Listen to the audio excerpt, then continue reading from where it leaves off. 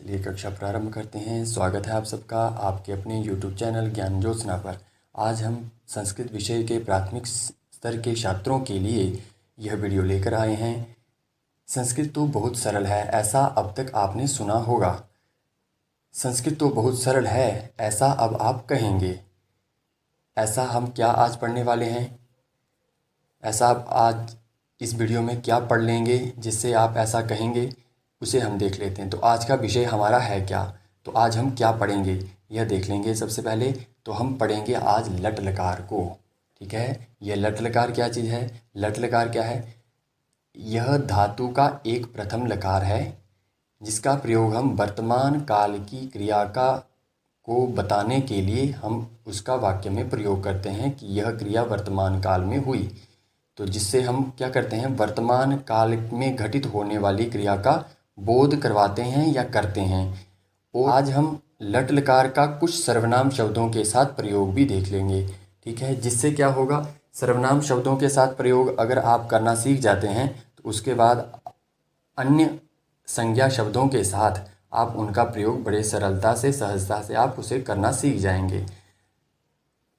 क्रिया का प्रयोग सर्वनाम में करने के लिए उससे पहले हमने और कुछ जानना आवश्यक है, चीज़ें होंगी वो, उन्हें भी आप एक बार जान लेंगे। इन चीज़ों को आप हमेशा के लिए ध्यान में रखेंगे अपने जो संस्कृत के नवीन छात्र हैं। तो वचन कितने प्रकार के होते हैं? हिंदी जब हमने पढ़ना प्रारंभ किया था तो हिंदी में हमने केवल दो ही वचन पढ़े, एक वचन और बहुवचन ही अब तक हम पढ़ते आए हैं। लेकिन यदि हम जब हम संस्कृत प्रारंभ करते हैं तब हम देखते हैं संस्कृत के व्याकरण में एक वचन, द्विवचन और बहुवचन, तीन प्रकार के वचन होते हैं। एक वचन, द्विवचन, बहुवचन। इसका विस्तार से आपको आगे बताया जाएगा इसके बारे में भी। तो पुरुष कितने हैं? पुरुष हो गया प्रथम पुरुष, जिसे अन्य पुरुष भी हम कहते हैं, मध्यम पुरुष और उत्तम पुरुष। इसके बारे में भी बताया जाएगा।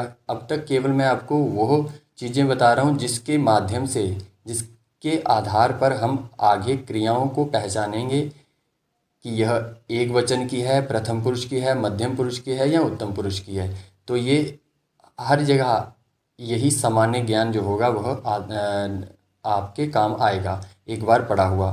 तो लिंग कितने प्रकार के हैं? पुल्लिंग, स्त्रीलिंग और नपुंसकलिंग। इसका अर्थ ये हुआ कि संज्ञा शब्द जो होंगे, सर्वनाम जो शब्द हैं, वह संस्कृत में तीन प्रकार के हो जाते हैं। हम हिंदी में पढ़ते आए हैं पुल्लिंग और स्त्रीलिंग, लेकिन अब हम नपुंसकलिंग को भी संस्कृत में पढ़ेंगे। आगे यहाँ पे लिखा है धातुगण कितने होते हैं? 10 हैं धातुगण। धातुगण आपको अभी केवल याद रख लेना है, अभी उसके बारे में हम चर्चा नहीं करेंगे, लेकिन याद रख लेना है आपने कितने हैं धातुगण। 10 प्रकार के धातुगण हैं जिनमें क्रिया का रूप जो होता है थोड़ा थोड़ा बदल जाता है। तो उसके विषय में हम उसी समय जब इसके बारे में हम आपको बताएंगे अलग से, उसी समय इसके पूरा विस्तार से हम आपको वर्णन बताएंगे कि क्या आखिर इसका हम कैसे प्रयोग करते हैं क्रियाओं में। चलिए आगे चलते हैं। साथ ही साथ आप यह भी देख लेंगे कि लकार जो हैं, यहाँ तो आपको केवल लट लकार का ही प्रयोग दिखाया जा रहा है, लेकिन लकार भी क्या हैं? 10 हैं लकार, उन्हें भी हम अध्ययन करेंगे। लेकिन अब के समय में केवल जो आज का विषय है, आज हम केवल लट लकार पर अपना पूरा ध्यान रखेंगे। बाकी अब तक जितना आपने सुना उसे आप एक और रख कर केवल यहाँ देखेंगे। अब लट लकार जो है वह उसका रूप कैसा है, वह कहाँ काम आता है, वो सारी चीज़ें जो होंगी वो आपको यहाँ पर बता दी जाएंगी। चलिए देखते हैं, यहाँ देखते हैं हम। तो सबसे पहले ऊपर लिखा है, एक एक शब्द को पढ़ते जाएंगे जैसे जैसे मैं आपको कहता जाऊँगा। क्रिया रूप, धातु रूप। ठीक है, क्रिया रूप और धातु रूप दोनों एक समान ही हैं। धातु से क्रियाओं का निर्माण किया जा रहा है। तो धातुओं से क्रिया रूप बनाने के लिए तिंग प्रत्यय जोड़ा जाता है। ठीक है, क्रिया रूप बनाने के लिए धातुओं से हम तिंग प्रत्यय जो हैं वह जोड़ देते हैं। इन तिंग प्रत्ययों को दो भागों में विभाजित किया जाता है। दो भागों में इनको विभाजित किया जाता है। ठीक है, कौन से दो भाग हैं वो, उनके नाम देख लेंगे, परस्मैपद पद और आत्मनेपद पद। इन दो पदों में जो हैं तिंग प्रत्यय बंट जाते हैं, चलते हैं। धातुएं रूप जो क्रिया रूप हैं वह दोनों रूपों में चलती हैं। चलिए देखते हैं आगे। परस्मैपदी प्रत्यय जो हैं वह परस्मैपदी धातुओं से जुड़ते हैं। ठीक है, परस्मैपदी के साथ जुड़ने वाले हैं और आत्मनेपदी प्रत्यय जो होंगे आत्मनेपदी धातुओं से जुड़ेंगे। इसका अर्थ ये हुआ कि यह जो प्रत्यय हैं वह अलग अलग होंगे और धातुएं भी अलग अलग हो जाती हैं। दो प्रकार की धातुएं आत्मनेपद और परस्मै और उभय पद भी होती हैं। तो आप यहाँ अब आगे देखें, अतः दोनों के रूप अलग अलग होते हैं। दोनों के रूप कैसे चलेंगे, अलग अलग हमें दिखाई देंगे, अलग अलग उनका प्रयोग भी होगा। चलिए आगे चलते हैं। यहाँ एक चार्ट के माध्यम से आपको चीज़ों को इसी लट लकार को बड़ी सरलता से आपको ज्ञान हो जाए उसके विषय में प्रयास किया गया है। तो आप इसे ध्यान से पहले देख लेंगे इसमें है क्या। इसे चार्ट को समझने के लिए आपको कुछ चीज़ों का ध्यान रखना पड़ेगा। जैसे परस्मैपद पद और आत्मनेपद दोनों अलग अलग रंगों के कोष्ठकों में लिखा गया है। तो जो इस कलर के कोष्ठक में, इस रंग के कोष्ठक में लिखा गया है, तो आप यह देखेंगे यहाँ पे और इस पंक्ति में और इस पंक्ति में, इन जो ये स्तंभ है, इस रंग का स्तंभ है और इस रंग का स्तंभ है, जो समान रंग का है वहाँ पे आप यह देख लेंगे वहाँ परस्मै पद का ही सब कुछ नोट किया गया है, परस्मै पद को इंकित किया गया है। ठीक है, और जहाँ पे आत्मनेपद होगा वहाँ इसी प्रकार के सेम समान रंग का आपको प्रयोग मिल रहा है। ठीक है, यहाँ पे देख लेंगे, यहाँ आत्मनेपद है, इन तीनों स्तंभों में आत्मनेपद के प्रत्यय हैं और यहाँ पे उस आत्मनेपद का आपको क्या मिलने वाला है, क्रिया के साथ रूप मिलने वाला है पूरा। तो ये आपने इसका बाहरी बनावट जो थी वह समझ ली कि किस प्रकार से ये यहाँ पे रखा गया है। अब समझेंगे आप किस प्रकार से इसको क्या है लट लकार के विषय में जान लेते हैं। तो परस्मै पद आत्मनेपद दोनों प्रत्यय हैं, लेकिन दोनों में लट लकार होता है और वर्तमान काल का अर्थ हो गया लट लकार। लट लकार का अर्थ हो गया वर्तमान काल। लट लकार का प्रयोग होता है वर्तमान काल में। ठीक है, इतनी सी बात आप याद रखेंगे सबसे पहले। तो एक वचन, द्विवचन, बहुवचन, ये क्या है, ये हैं लट लकार के भाग।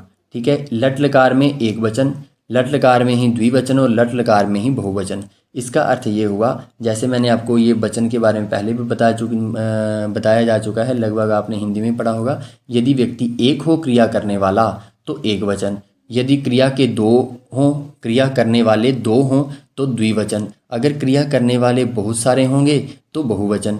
अर्थात यह एक वचन, द्विवचन और बहुवचन हमें केवल कर्ता की संख्या बता रहा है कि उनकी संख्या कितनी है। एक है, अकेला है, दो हैं या बहुत सारे हैं। बहुत सारे में आएगा दो से यदि ज़्यादा हुए तो हम बहुवचन में उनका प्रयोग करने वाले हैं। यहाँ देखेंगे अन्य पुरुष, जिसको हम प्रथम पुरुष भी कहते हैं, मध्यम पुरुष और उत्तम पुरुष। अन्य पुरुष का अर्थ यह होगा कि वह थर्ड पर्सन होता है, जो थर्ड पर्सन को हम कहेंगे अन्य पुरुष। जैसे ती, यहाँ पे परस्मैपदी धातु को हम पढ़ने वाले हैं केवल, तो यहाँ पे क्या है, ती। तो ये ती, तह, अंति, सी, थह, थ, आमी, आवह, आमह, ये 9 रूपों में चलते हैं। ठीक है, मध्यम पुरुष, मध्यम पुरुष क्या है, मध्यम पुरुष है जो आपकी बात सुनने वाला होगा, जो मध्य का पुरुष होगा। ठीक है, और उत्तम पुरुष का है, उत्तम पुरुष आ जाएगा मैं या हम।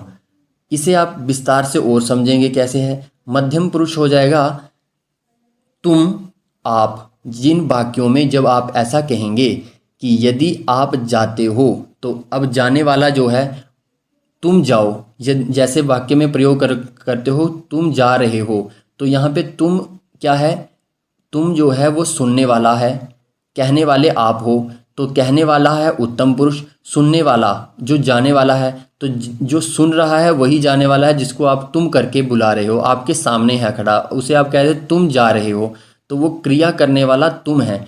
तो हम क्या करने वाले हैं, मध्यम पुरुष में आ जाएगा। अब तुम और आप दोनों जो है वह मध्यम पुरुष में आते हैं, हम और मैं उत्तम पुरुष में आएगा।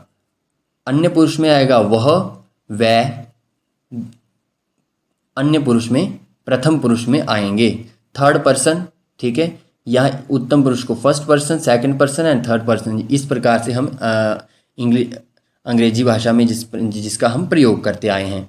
चलिए, आत्मनेपद, आत्मनेपद के प्रत्यय भी आप देख लेंगे, ते इते अंते, से इथे द्वे, ई वहे महे, इस प्रकार से ये प्रत्यय हुए आत्मनेपद के लट लकार में। तो अन्य पुरुष का क्या हुआ, ते, द्विवचन का इते, अन्य पुरुष का, बहुवचन में अन्य पुरुष का अंते। तो इसी प्रकार बाकी वाला भी देख लेंगे। यहाँ पे आपको केवल दिखाने के लिए यहाँ रखा गया है कि दोनों के प्रत्यय आत्मनेपद और परस्मैपद पद दोनों के प्रत्यय इस प्रकार से होते हैं। अब देखेंगे इनका प्रयोग कैसा है।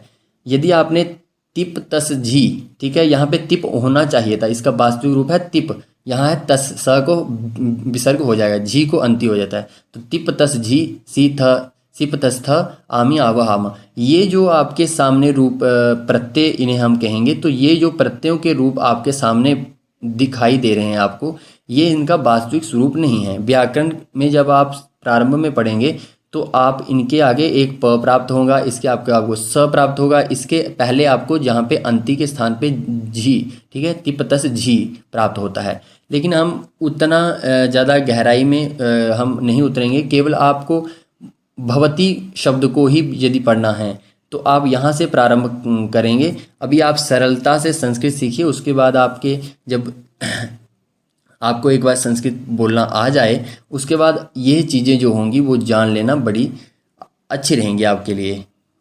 चलिए, तो यहाँ है तिप तस झी, सीप तस्थ आमी आव आमह, यह है इनके मूल प्रत्ययों के परिवर्तित रूप, जो धातुओं से सीधे अगर जोड़ दिए जाएं तो क्रिया रूप बन जाती है।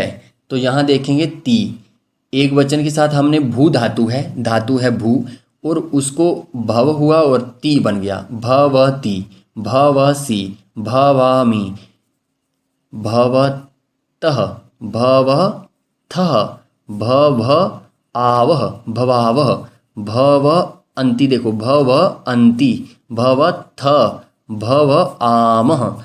तो ये क्या है, अन्य पुरुष, मध्य पुरुष और प्रथम पुरुष, उत्तम पुरुष में एक वचन, द्विवचन, बहुवचन, किसी भी क्रिया को आप इनके केवल आगे प्रथम में लगाकर उसका प्रयोग वाक्य में कर देंगे। जैसे लिख ले लेता हूँ मैं, लिख धातु लेता हूँ, लिखती, लिखसी, लिखामी, लिखतः, लिखथः, लिखावः, लिखन्ति, लिखत, लिखामः, खादति, खादतः, खादन्ति, खादसि, खादथ, खादथः, खादामि, खादावः, खादामः। इसी प्रकार से बनेगा। आत्मनेपद के कैसे बनने वाले हैं, तो आत्मनेपद के देखिए, ते इते अंते, तो यहाँ देखिए कुरुते, कुरुवाते, कुर्वते, कुरुषे, कुरुवाथे, कुरुद्वे, कुर्वे, कुरुवहे, कुरुमहे, ते से ई, ते से ई को ए हो जाता है, ठीक है, ई को ए, और जो कुरु यहाँ देखेंगे आप, कुरु है यहाँ, कुरु है यहाँ, कुरवे हो गया, तो इसके रू को हो जाता है व। अब ये सारा संधि कार्य जो होता है वो आपको संधियों के विषय में जब आपको बताया जाएगा तब आपको इसके पूरे विस्तार से आपको बताया जाएगा कि इसका रू को एक किस प्रकार से हो, जिससे आप कोई भी शब्द को देखने के बाद आप ये समझ सकें कि इसमें कौन सी संधि और किस प्रकार से किसका रूप किस शब्द का रूप, किस स्वर का रूप किस स्वर में, किस व्यंजन में परिवर्तित होता चला गया है।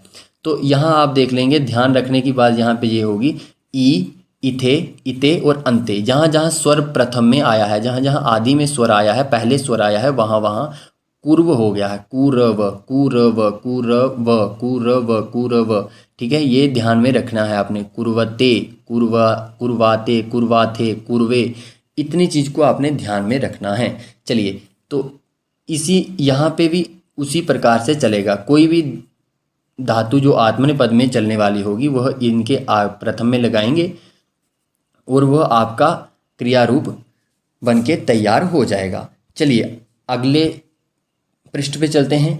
अब हम आज इसका यहाँ पे प्रयोग देखने वाले हैं। क्रिया धातु का क्रिया रूप कैसे बनेगा वो आपने देख लिया। अब वो उस क्रिया को कैसे हम वाक्य में परिवर्तित करने वाले हैं, वाक्य में हम उसका प्रयोग करने वाले हैं, उसको देख लेते हैं एक और बार। तो सबसे पहले आप यहाँ देखेंगे क्रिया रूप धातु रूप का वाक्यों में प्रयोग, यह है इसका विषय।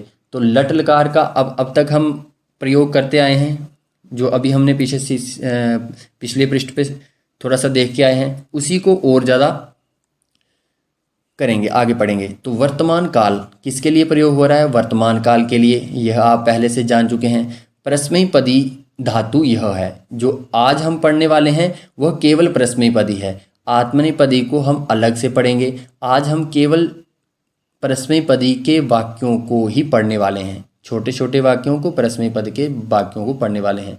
उसको पढ़ने के लिए हमने दो चीज़ें सीखना होंगी कि वाक्य में और कुछ हो ना हो, एक कर्ता होगा और एक क्रिया होगी। क्रिया और उसका कर्ता, दो चीज़ें लघु से लघु वाक्य में, सबसे लघु वाक्य में कर्ता और क्रिया दो चीज़ें होंगी।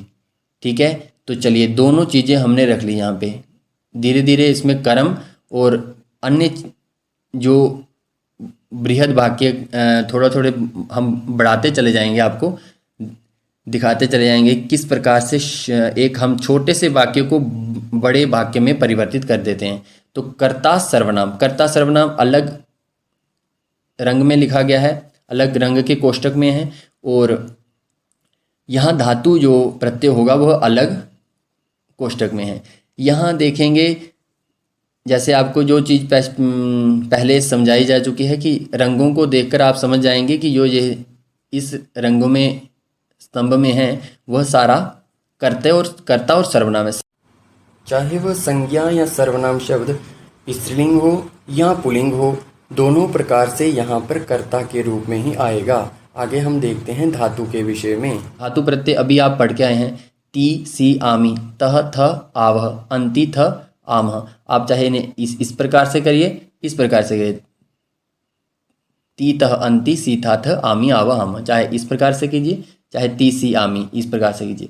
तो सी ती के साथ क्या लगेगा? सह लगेगा।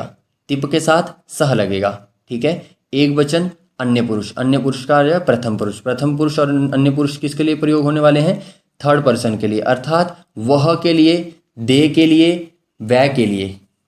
ठीक है, जो आपके सामने नहीं है, जिसके बारे में आप किसी से बात कर रहे हैं। जब आप किसी से बात कर रहे हैं, उत्तम पुरुष आप हुए, मध्यम पुरुष आपको सुनने वाला हुआ, और आप किसी तीसरे व्यक्ति के बारे में बता रहे हैं कि उसने ऐसा किया, तो उसने किया, वह करता है, वह जाता है, वह सोता है, वह खाता है। तो वह जो है वह या वह दो या वह सब के विषय में जब भी आप बात करेंगे तो वह अन्य पुरुष में आएगा।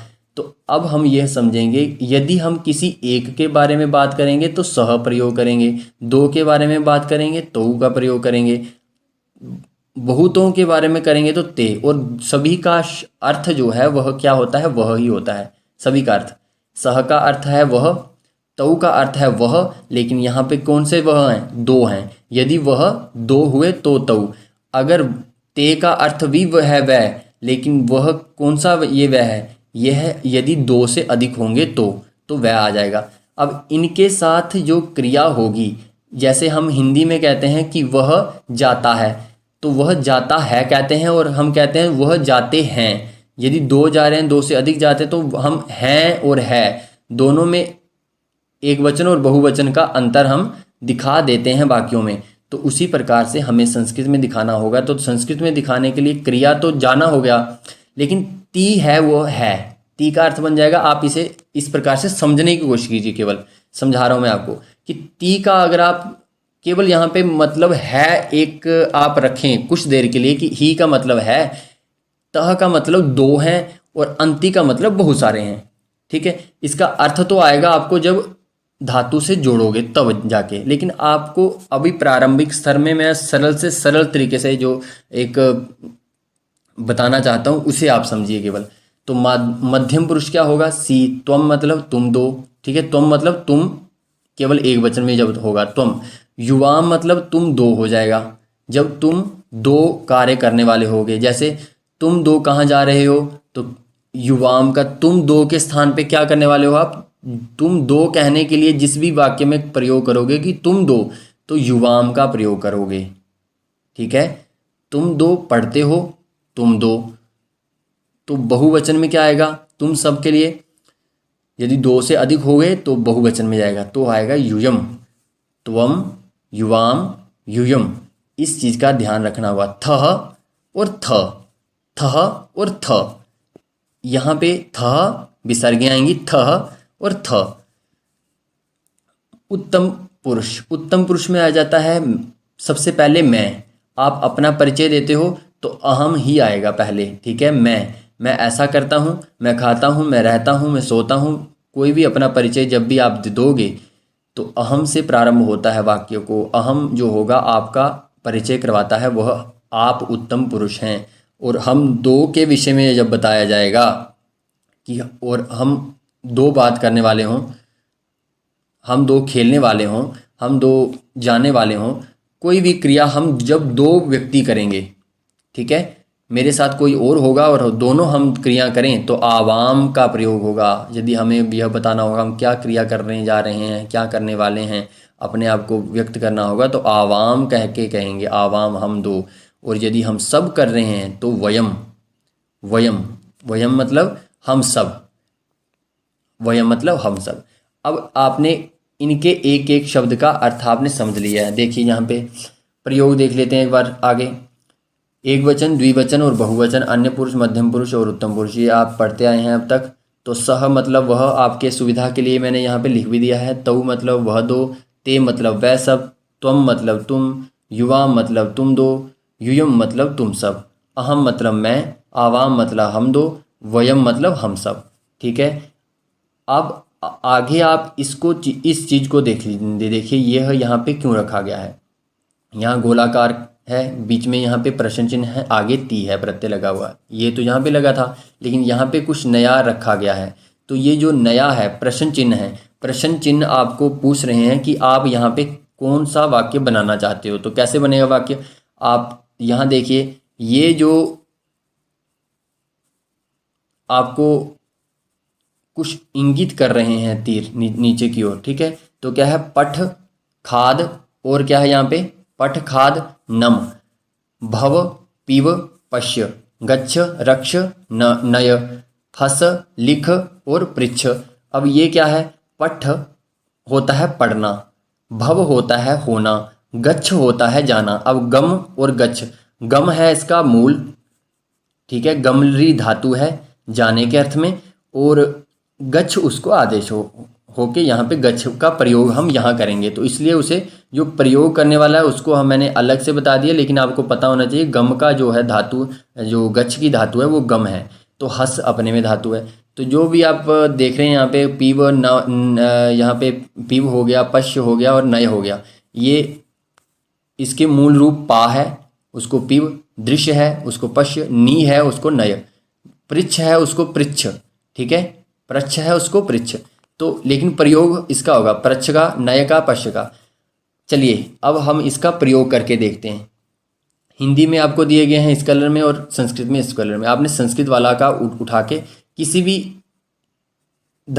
इस प्रश्न चिन्ह वाले स्थान पे, अगर आपको कहा था मैंने कि कोई भी धातु जो होगी वो आप रख दोगे, क्रिया रूप बन जाएगा और आपको यहाँ पे वाक्य बना हुआ मिलेगा। जैसे खाद धातु लेते हैं, ठीक है, खाद को उठाया और हमने कहीं भी लगा दीजिए, इनमें से किसी में भी लगाइए आप। जैसे सह खाद लगाया, आगे है ती, तो दोनों को जोड़िए रहा, सह खादती बना, इसको जोड़ देना है इसके साथ, सह खादती, सह खादती का हो जाएगा वह खाता है या वह खा रहा है। दोनों खाता है या खा रहा है, दोनों ही हमें वर्तमान काल की क्रिया का बोध करवा रहे हैं और हमारा यह वाक्य बनके तैयार हो गया। बिल्कुल लघु वाक्य जिसमें केवल एक कर्ता और क्रिया है। वह खा रहा है, क्या खा रहा है अब तक हमें नहीं पता है, क्या खा रहा है हम अभी आगे बताएंगे आपको क्या खा रहा है। इस प्रकार से बीच में एक एक शब्द लगा के आप और बढ़ा दोगे। कहाँ खा रहा है बैठ के, तो और बन जाएगा। तो ये वाक्यों को इस प्रकार से हम बढ़ाते जाएंगे। चलिए, पीव, पीव मतलब होता है पीना, तो सह पीवती, ठीक है। रक्ष मैंने होता है रक्षा करना, सह रक्षति, वह रक्षा करता है, रक्षा कर रहा है या रक्षा करता है, दोनों आ जाएगा। तऊ लगा दीजिए, खादतः, वह दो खाते हैं, वह दो जो अर्थ होगा वो तऊ का है और तह का अर्थ भी वह दो है, तह भी वह दो के लिए ही है।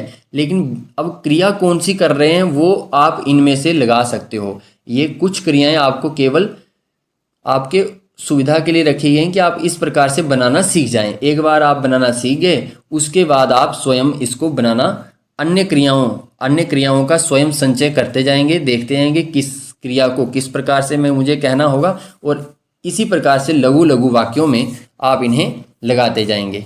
ठीक है, चलिए यहाँ देख लेते हैं। मैं के साथ लगाइए कोई भी। अहम हस लगाते हैं, हसामी, अहम हसामी, मैं हंसता हूँ, अहम हसामी, मैं हंसता हूँ।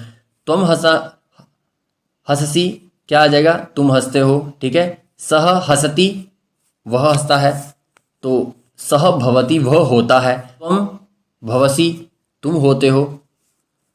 तुम पठसी, तुम पढ़ते हो।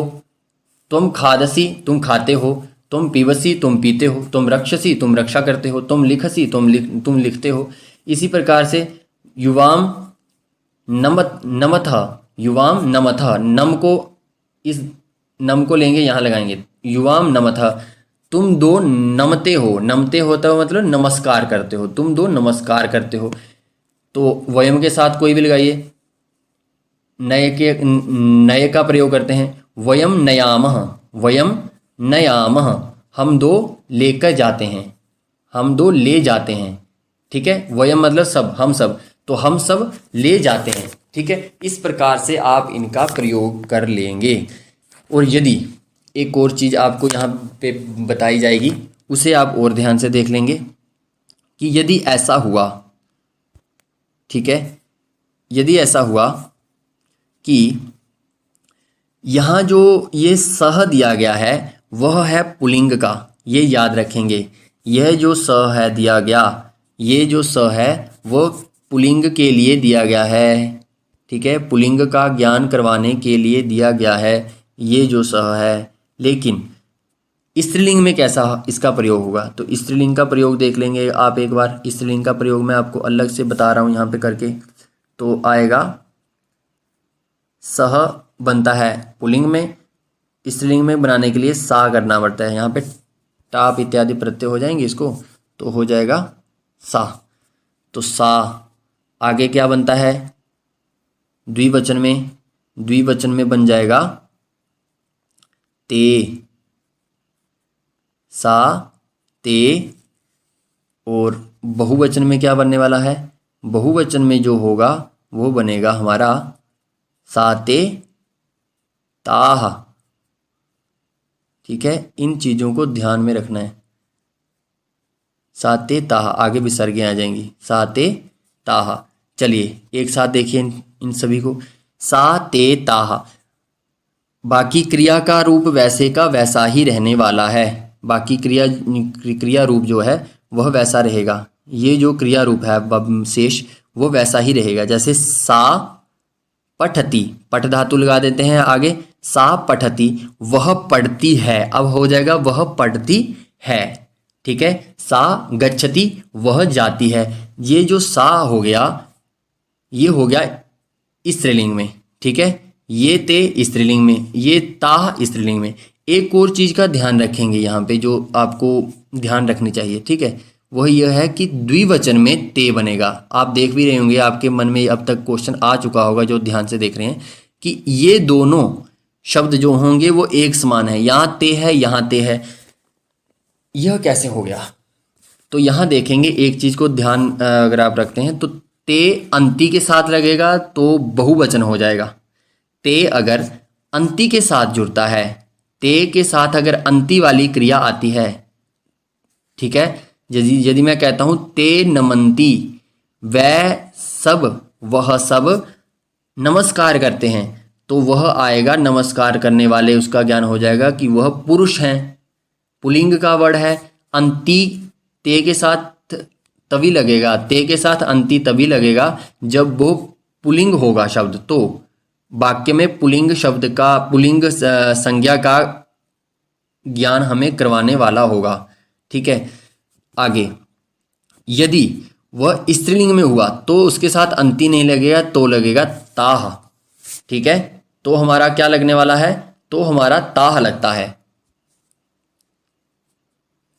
तो हम देखेंगे यहां पे क्या होगा, ताह। ठीक है, यदि ते के साथ लगा तह, तो इसका अर्थ हो जाएगा कि यह स्त्रीलिंग है। ते तह, जैसे ते खादतः, ते खादतः, वह दो खाती हैं। ते खादतः, ते के साथ तह जब भी लगा, वहाँ हम ये देख लेंगे ते के साथ तह जो है जब भी लगा वह स्त्रीलिंग हो जाएगा, और ते के साथ अंति का प्रयोग होगा तो पुरुष पुल्लिंग होगा।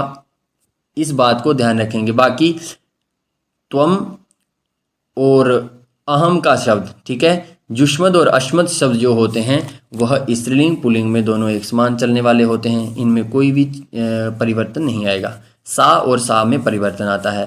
सा ते ताह रूप चलेगा और सह ते सह तौ ते, इस प्रकार से होगा। ठीक है, मिटा देते हैं सारी सब। अब तक आपको सारा समझ आ चुका होगा जो। धन्यवाद। चलिए।